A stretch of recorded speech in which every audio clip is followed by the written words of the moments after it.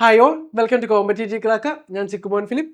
അപ്പോൾ നമുക്ക് ഇന്ന് വന്നിരിക്കുന്ന നമ്മുടെ PYQ സീരീസ്, നമ്മുടെ പ്രീവിയസ് ഇയറിൽ അല്ലെങ്കിൽ നമ്മുടെ ഈ ഒരു കഴിഞ്ഞ എക്സാമിന് വന്ന ക്വസ്റ്റ്യൻസിൻ്റെ ഒരു റിലേറ്റഡ് ഫാക്ട്സ് അനാലിസിസ് ചെയ്യാൻ അല്ലെങ്കിൽ റിലേറ്റഡ് ഫാക്ട്സ് മനസ്സിലാക്കി പോകാൻ വേണ്ടിയിട്ടുള്ള ഒരു വീഡിയോയുമായിട്ടാണ്. അപ്പോൾ നമുക്ക് വീഡിയോയിലേക്ക് പോകാം. അപ്പോൾ ആദ്യത്തെ ചോദ്യം നമുക്ക് നോക്കാം. Professor DG Karve commission on cooperative principles was appointed by. അതായത് നമ്മുടെ DG കാർവേയുടെ കമ്മിറ്റിനെ അപ്പോയിന്റ് ചെയ്തത് ആരാണെന്നാണ് ചോദിക്കുന്നത്. Government of India, option B international cooperative alliance, അടുത്തത് government of Kerala, option D NABARD. നമുക്കറിയാം കാർവേ കമ്മീഷൻ എന്തിനു വേണ്ടിയിട്ടായിരുന്നു? നമ്മുടെ കോപ്പറേറ്റീവ് പ്രിൻസിപ്പിൾസ് റീഫോർമുലേറ്റ് ചെയ്യുവാനായിട്ടായിരുന്നു. കോപ്പറേറ്റീവ് പ്രിൻസിപ്പിൾസ് റീഫോർമുലേറ്റ് ചെയ്യാനായിട്ടുള്ള ഈ ഒരു കാർവേ കമ്മീഷനെ അപ്പോയിന്റ് ചെയ്തത് ആരായിരിക്കും? ഒരു സംശയം വേണ്ട, ആരാണ്? ഇന്റർനാഷണൽ കോപ്പറേറ്റീവ് അലയൻസ്, ICA ആയിരിക്കും അല്ലേ. അപ്പം കോപ്പറേറ്റീവ് പ്രിൻസിപ്പിൾസ് എത്ര സ്റ്റേജിലാണ് ഡെവലപ്പ് ചെയ്തു വന്നത്?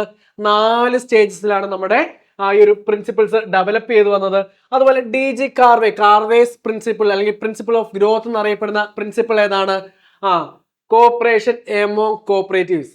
അതൊക്കെ നമുക്ക് ഈ ഒരു കാർവേ കമ്മീഷനുമായി ബന്ധപ്പെട്ടുള്ളതാണ് അല്ലേ. അപ്പൊ നമ്മുടെ ആൻസർ ഏതാണ്?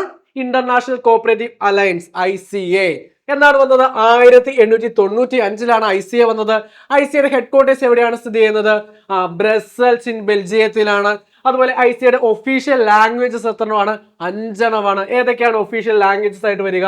നമ്മൾ അതിന്റെ ഒരു കോഡൊക്കെ വെച്ച് നമ്മൾ പഠിച്ചിട്ടുണ്ടായി. EFGRS. എങ്ങനെയാണ്? EFGRS. ഏതൊക്കെയാണ് ICAയുടെ official languages? English, French, German, Russian, Spanish എന്നീ 5 ഭാഷകളാണ് ICAയുടെ ഒഫീഷ്യൽ ലാംഗ്വേജസ്. ICA വന്നത് 1895. അതുപോലെ തന്നെ നമ്മുടെ കോപ്പറേറ്റീവ് ഡേ സെലിബ്രേഷൻ നടത്തുന്നത് ആരുടെ നേതൃത്വത്തിലാണ്? ICAയുടെ നേതൃത്വത്തിലാണ്. അപ്പൊ നമുക്ക് അടുത്ത ചോദ്യം നോക്കാം. The birth place of cooperative movement in the world. ലോകത്തിലെ കോപ്പറേഷന്റെ ജന്മദേശം എന്നറിയപ്പെടുന്നത് രാജ്യം ഏതാണ്? ഓപ്ഷൻ എ പറയുന്നു Germany, option B Japan, option C England, option D Russia. നമുക്ക് എല്ലാവർക്കും അറിയാവുന്ന ഒരു ചോദ്യമാണ് അല്ലേ. England is considered as the birth place of cooperative movement in the world. Cradle of cooperative movement in the world എന്നൊക്കെ അറിയപ്പെടുന്നത് ഏതാണ്? ഇംഗ്ലണ്ട് ആണ്. അപ്പൊ ഇംഗ്ലണ്ടിനെ കുറിച്ച് പറയുമ്പോൾ നമുക്ക് ഓർമ്മ വരുന്ന ആളുകളുടെ പേര് ഏതൊക്കെയാണ്? റോബർട്ട് ഓവൻ ആരാണ്? കോപ്പറേറ്റീവ് മൂവ്മെന്റിന്റെ പിതാവാണ് റോബർട്ട് ഓവൻ. അതുപോലെ തന്നെ നമുക്ക് വില്യം കിങ് ആരാണ്?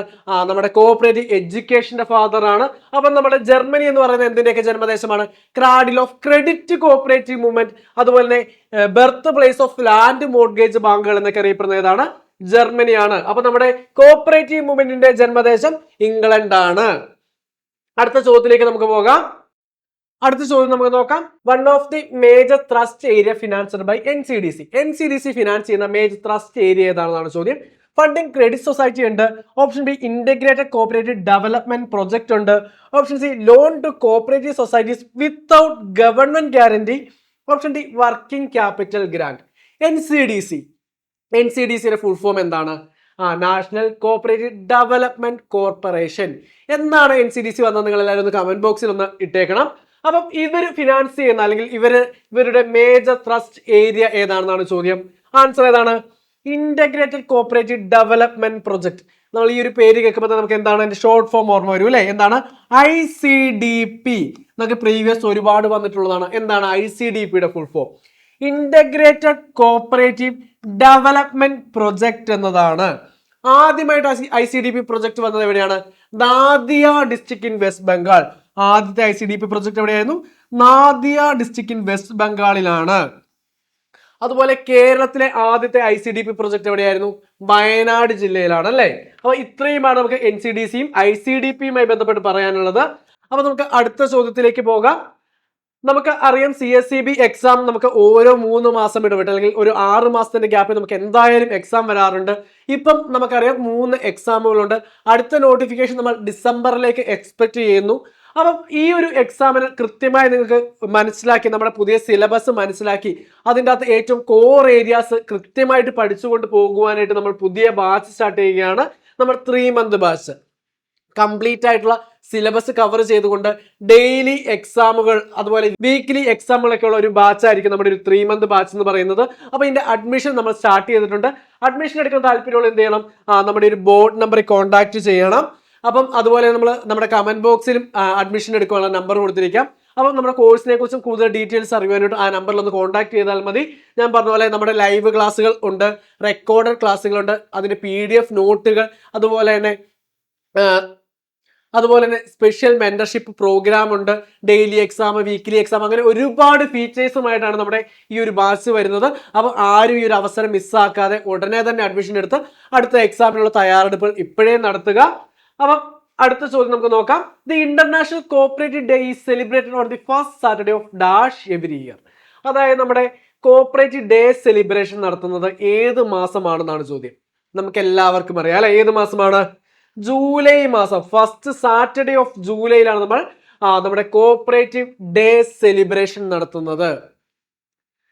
അപ്പം നമുക്കറിയാം ഇന്ത്യയിൽ നമ്മൾ എന്താണ് കോഓപ്പറേറ്റീവ് വീക്ക് സെലിബ്രേഷൻ നടത്താറുണ്ട്. എപ്പോഴാണ്? അത് നവംബർ മാസത്തിലാണ്. നവംബർ മാസത്തിലാണ് നമ്മൾ കോഓപ്പറേറ്റീവ് വീക്ക് സെലിബ്രേഷൻ ഇന്ത്യയിൽ നടത്തുന്നത്. അത് ആരോടുള്ള ആദര സൂചകമായിട്ടാണ് നവംബർ മാസം നടത്തുന്നത്? നമ്മുടെ ഫോർമർ പ്രൈം മിനിസ്റ്റർ ജവഹർലാൽ നെഹ്റുവിനോടുള്ള ആദര സൂചകമായിട്ടാണ് നമ്മൾ കോഓപ്പറേറ്റീവ് വീക്ക് സെലിബ്രേഷൻ നടത്തുന്നത്. അപ്പം ഈ ഒരു കോഓപ്പറേറ്റീവ് ഡേയുടെ തീം തരുന്നത് ആരാണ്? കൊപ്പാക്ക് ആണ് അല്ലെ. കൊപ്പാക്ക് ആണ് നമുക്ക് ഓരോ കോഓപ്പറേറ്റീവ് ഡേയുടെ തീം തരുന്നത്. അപ്പം അതുപോലെ തന്നെ നമ്മൾ ആരുടെ നേതൃത്വത്തിലാണ് ഈ ഒരു കോഓപ്പറേറ്റീവ് ഡേ സെലിബ്രേഷൻ നടത്തുന്നത്? ICAയുടെ നേതൃത്വത്തിലാണ്. അപ്പൊ ഇത്രയും കാര്യങ്ങളാണ് നിങ്ങൾ ഈ ഒരു കോഓപ്പറേറ്റീവ് ഡേയുമായി ബന്ധപ്പെട്ട് ഓർത്തിരിക്കേണ്ടത്. അപ്പൊ നമുക്ക് അടുത്ത ചോദ്യത്തിലേക്ക് പോകാം. A society whose area of operation is confined to a taluk and the primary objective is to provide long-term credit for agriculture and rural development activities. അതായത് ഒരു സൊസൈറ്റി അതിന്റെ ഏരിയ ഓഫ് ഓപ്പറേഷൻ എന്ന് പറയുന്ന ഒരു താലൂക്കിലാണ്. അത് ആർക്കാണ് ലോൺ പ്രൊവൈഡ് ചെയ്യുന്നത്? അഗ്രികൾച്ചറിലും rural ഡെവലപ്മെന്റിനും വേണ്ടിയിട്ട് ലോങ് ടൈം ക്രെഡിറ്റ് ആണ് കൊടുക്കുന്നത്. ആ ഒരു ഇൻസ്റ്റിറ്റ്യൂഷൻ അല്ലെങ്കിൽ ആ ഒരു സൊസൈറ്റിയുടെ പേരെന്താണെന്നാണ്. Option A DCB, option B PCARD, option C SCB, option D UCB. നമുക്കറിയാം ഏതാണ് ഇതിന്റെ ആൻസർ ആയിട്ട് വരിക? Primary cooperative agriculture rural development bank, PCARDB അല്ലേ. നമുക്കറിയാം നമ്മുടെ ലോങ് ടൈം ക്രെഡിറ്റ് സ്ട്രക്ചർ എത്ര ടയർ ആണ്? ലോങ് ടൈം ക്രെഡിറ്റ് സ്ട്രക്ചർ എന്ന് പറയുന്നത് കേരളത്തിൽ 2 ടയർ ആണ്. ഏതൊക്കെയാണത്? ഒന്ന് നമ്മുടെ PCARDB ആണ് അതിന്റെ നമ്മുടെ പ്രൈമറി ലെവൽ എന്ന് പറയുന്നത്. അതിന്റെ ഏരിയ ഓഫ് ഓപ്പറേഷൻ എവിടെയാണ്? ഒരു താലൂക്കാണ് അല്ലെ. ഇനി ഇതിന്റെ അപ്പെക്സ് ആയിട്ട് വരുന്നത് ഏതാണ്?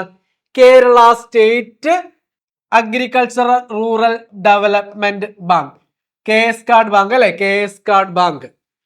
അപ്പം നമുക്ക് അറിയാം. അതുപോലെ നമ്മുടെ ഷോർട്ട് ടൈം ക്രെഡിറ്റ് സ്ട്രക്ചറും ഇപ്പോഴെത്ര ടയർ ആണ്?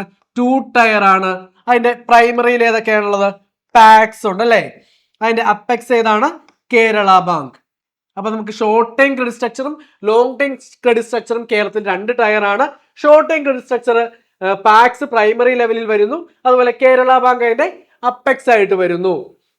ഇനി നമ്മൾ ലോങ് ടൈം ക്രെഡിറ്റ് സ്ട്രക്ചറിലേക്ക് പോവുകയാണെങ്കിൽ നമ്മുടെ PCARDB അതിന്റെ പ്രൈമറി ലെവൽ വരുന്നു, KSCRDB അതിന്റെ അപ്പെക്സ് ആയിട്ട് വരുന്നു.